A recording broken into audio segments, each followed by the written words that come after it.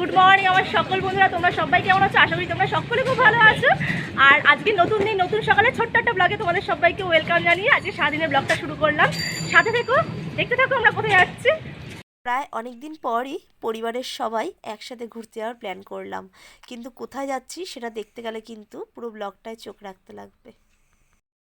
সকাল সকাল রওনা দিলাম, আর ফ্যামিলির সবাই আছে, দেখতে পাবে তোমরা কে কে আছে। পেছনে তো দেখতে পাচ্ছ, সামনে কিছু মানুষকে দেখতে পাচ্ছ, সামনে কিছু মানুষ আছে, আর বাসে করে কিছুজন চলে গেল। আর এই যে ঘুরতে যাওয়ার জন্য একটা ট্রলি, ভীষণ আনন্দ হচ্ছে। সকাল সকাল আমরা সবাই মিলে বেরিয়ে গেছি। সারা বছর তো সবাই সবার ব্যস্ততাতেই কাটাই, কিন্তু এই শীতকালে ঘুরতে যাব না এটা কখনো হয়? তাই প্ল্যান করলাম রাতারাতি সবাই মিলে একসাথে ঘুরতে বেরোনো যাক কোথাও একটা। অনেক কেউই বেরিয়েছি আমরা। ভীষণ আনন্দ হচ্ছে শীতকাল আসলেই, যেটা আমাদের একটা হয়, মানে কোথায় ঘুরতে যাব কোথায় ঘুরতে যাব।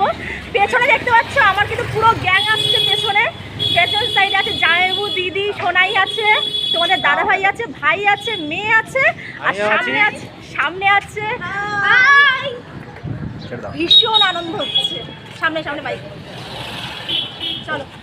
ওইদিকে মা, কাকি, জেঠি বলতে কিন্তু আমি আমার দিদির শাশুড়িকে ছোটোর থেকে জেঠি বলে ডাকি। আর আমার ছেলে চারজন মিলে বাসে করে চলে গেছে, আর আমরা মনে করলাম যে পায়ে হেঁটে যাব। পায়ে হেঁটে গিয়ে যে আনন্দটা হচ্ছে সেটা কিন্তু বাসে গেলে একদমই হতো না, তাই না? আচ্ছা, আমরা এখন যেখানে যাচ্ছি সেটা কিন্তু তোমাদের কাছে সারপ্রাইজ রয়েছে, আর তার জন্য কিন্তু আমরা এখন কলকাতা স্টেশন যাচ্ছি। তোমরা দেখতে থাকো। বাবা মানে পেছনে আসছে। হ্যাঁ, বাবা অনেকটা দূরে পেছনে আছে। আর সারপ্রাইজটা তো তোমরা দেখতেই পাবে, সাথে থাকো, তার জন্য তোমরা দেখতে পাবে। খুব সুন্দর একটা জায়গা, আশা করি তোমাদের সবার খুব ভালো লাগবে। আমার বাপের বাড়ি থেকে কলকাতা স্টেশনটা অনেকটাই কাছে, তাই আমি মনে করলাম যে পায়ে হেঁটে যাওয়াটাই বেটার হবে। পায়ে হেঁটে যাচ্ছি, বাবা আছে একটু পেছনে আছে বাবা।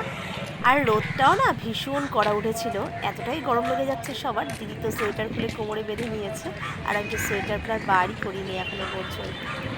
চলে আসলাম তাহলে স্টেশনে, আর কলকাতা স্টেশনে আসলাম। দেখো এতটা রাস্তা তোমাদের সাথে গল্প করতে করতে, ফ্যামিলির সবার সাথে গল্প করতে করতে চলে আসলাম, যেন কিছু বুঝতেই পারলাম না। আমার মারা কিন্তু এখনও বাসে করে এসে পৌঁছায়নি। এত আনন্দের মাঝেও একটা কারণে মনটা ভীষণ খারাপ হয়ে গেল।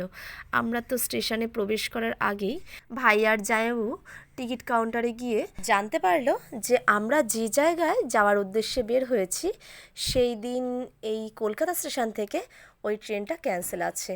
তা একটু মনটা সবারই খারাপ হয়ে গেছিলো। তবে হ্যাঁ, মন খারাপ করে তো আমরা পিছিয়ে পড়বো না, অথবা বাড়িও পৌঁছে যাব না। তবে আমরা সেখান থেকে সোজা হাওড়া স্টেশন চলে যাব। তা হাওড়া স্টেশন যাওয়ার আগে দেখতে থাকো যে আমরা কোথায় পৌঁছাই। চলো সাথে থাকো, সেখানে পৌঁছে তোমাদের সাথে আমরা আবার দেখা করছি। চলে এসেছি এক দারুণ জায়গায়, গঙ্গার ঘাটের সামনে। এটা হচ্ছে হাওড়ার গঙ্গার ঘাট। তোমরা একটু দেখে দাও পেছন সাইডটা, ভীষণ একটা সুন্দর পরিবেশ। আমি ছোট বাচ্চা না, চিন্তা করতে আসি ছোট বাচ্চা।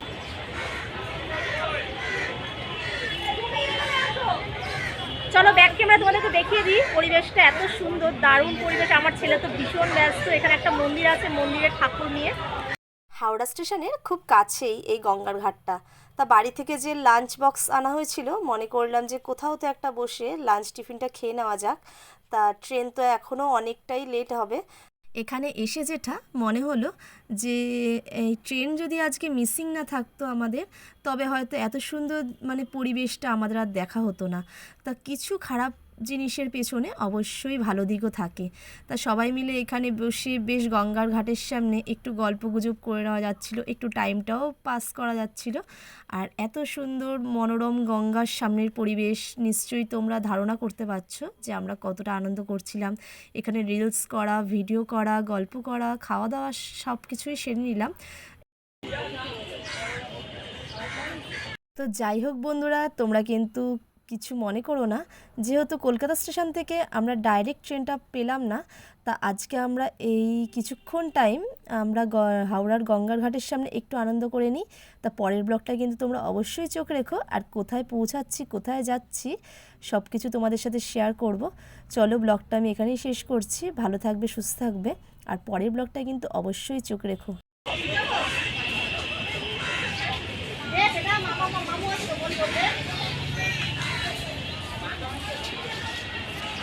ধরলে দারুণ লাগছে আমার পরিবেশটা, তোমাদেরও কেমন লাগছে তোমরা কিন্তু অবশ্যই কমেন্ট করে জানাবে। এই সাইডে মা বাবা বসে আছে, আরেক সাইডে কাকি জেঠি সবাই বসে আছে। একটা দারুণ একটা পরিবেশ, জাস্ট অসম। এখানে দারুণ লাগছে আমাদের। এখন আমরা এখানে লাঞ্চটা সেরে নেওয়ার অপেক্ষায় আছি, কারণ অনেকটা লেটে আছে আমাদের ট্রেন। সবাই ভালো থেকো, সুস্থ থেকো।